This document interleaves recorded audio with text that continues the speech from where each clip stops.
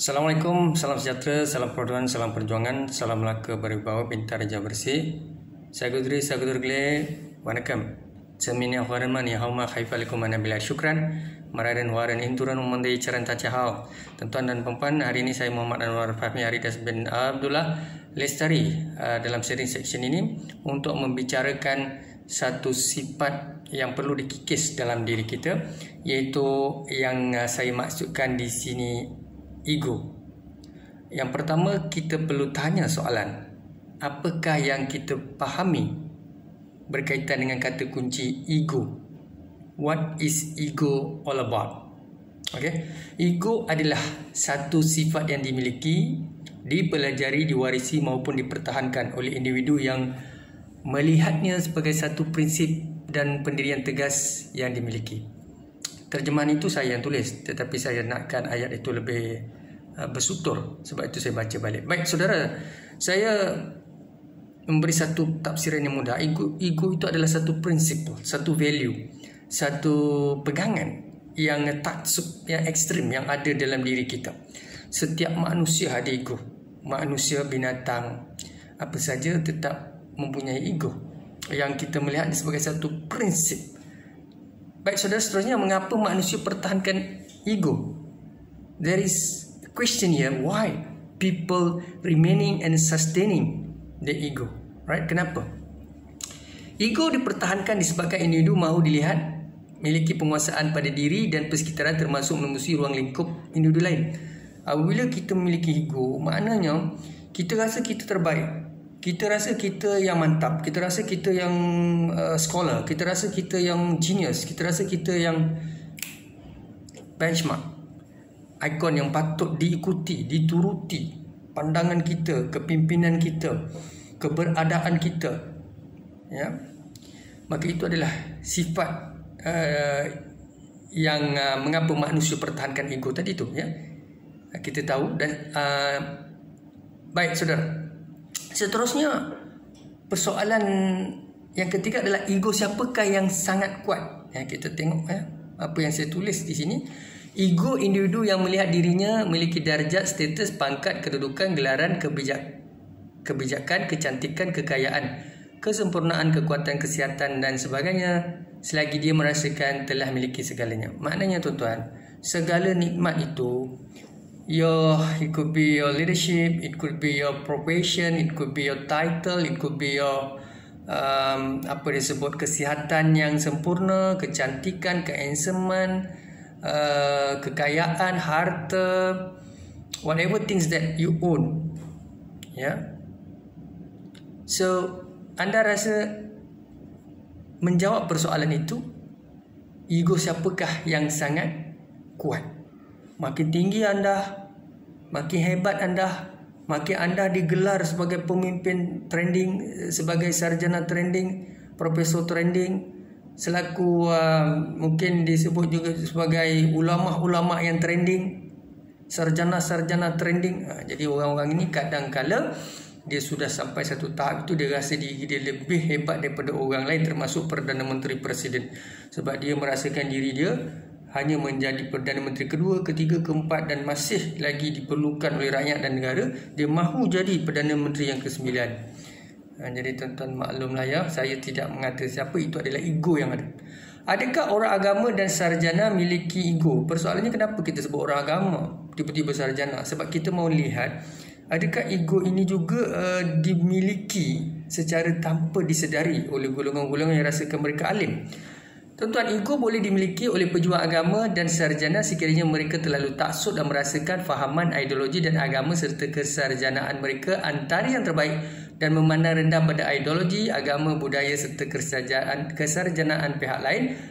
Berdakwah dan beragama mestilah secara hikmah dan lestari serta sederhana, bukannya secara keras dan menerja serta melulu. Saudara, kadang-kadang kita ada our value, our belief, our religions, norms, culture, tapi kita rasa kita yang terbaik, kita yang benchmark, kita punya agama ini, kita punya norms ini, kita punya budaya ini yang terbaik, dan kita mahu paksa semua orang ikut agama kita, norm kita, pandangan kita, dan kita tidak menerima agama mereka, mengherdik, menghina, mencela, mengeluarkan kata-kata yang menyakitkan hati orang lain, agama lain, bangsa lain.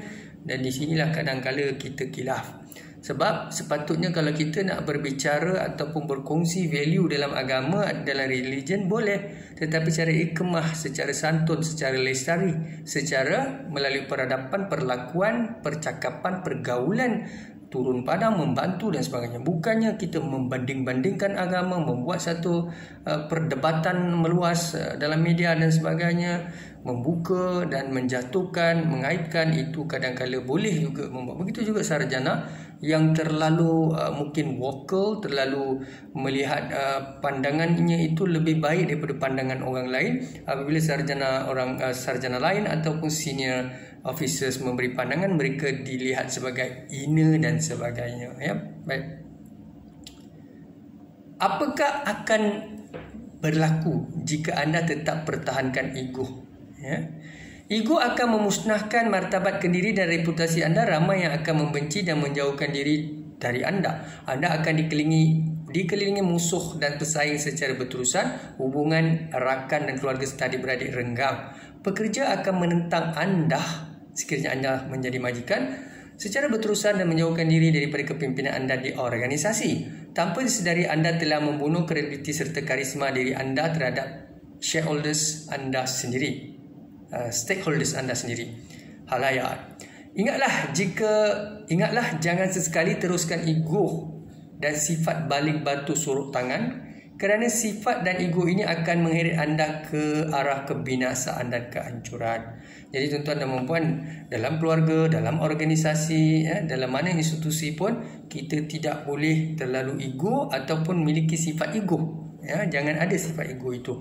Kita somebody mesti tunduk, ya, mesti menjadi pendengar yang baik, ya, meraihkan pandangan orang lain, cuba mengambil apa-apa input yang mempunyai value. Tidak kiralah mereka ini memiliki high index journal, Scopus, ada ke tak ada ke, mereka ini profesor ke doktor ke, tak penting. Yang pentingnya adalah adakah apa yang mereka sampaikan itu tadi ada signifikannya, ada kesinambungannya, ada relevannya, mereka miliki merit. Di situlah kita perlu, walaupun kita profesor, kita sarjana, kita datuk, kita datin, tetap kita ambil value mereka, kita implement, kerana benda itu tidak dipikirkan oleh profesor sarjana, pemimpin presiden, tetapi yang pikirkan orang bawah. Jadi, apakah ego wujud jika kita merasakan diri kita dan keluarga kita sempurna dan mendapat restu Tuhan dan orang tua? Ego memang wujud ketika anda merasakan diri, keluarga dan kehidupan anda lebih terpelihara, direstui dan dirahmati serta diperkenan oleh Tuhan atas sekeliling anda. Anda mulai pertikaian dan sanggup melepaskan kata-kata sindir-sindir kepada orang lain yang kurang berjaya, bahagia maupun diuji dalam pelbagai sudut kehidupan mereka.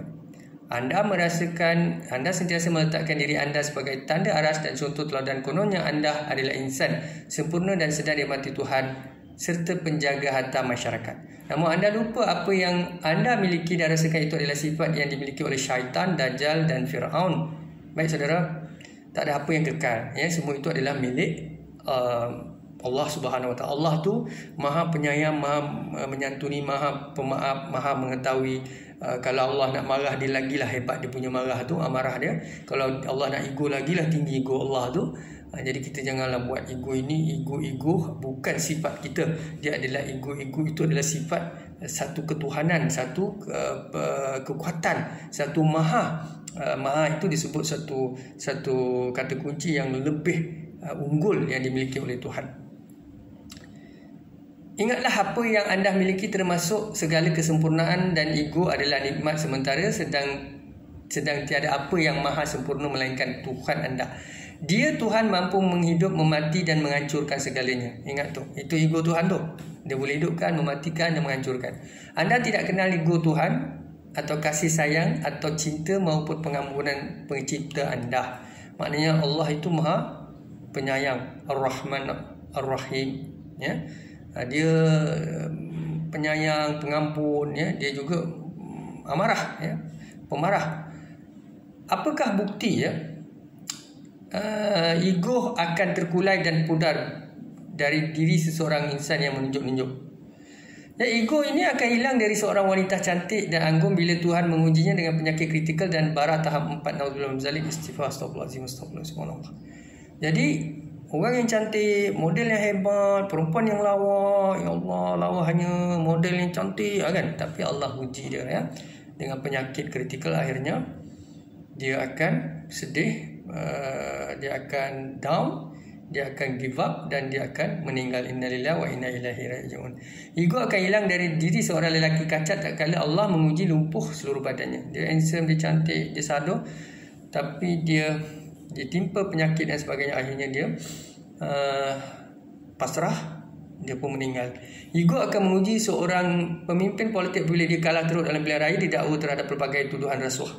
Bukan main lagi hebat ya, megah, ego dan sebagainya. Akhirnya jatuh dalam pilihan raya, diheret ke mahkamah dalam kes pertuduhan rasuah ya.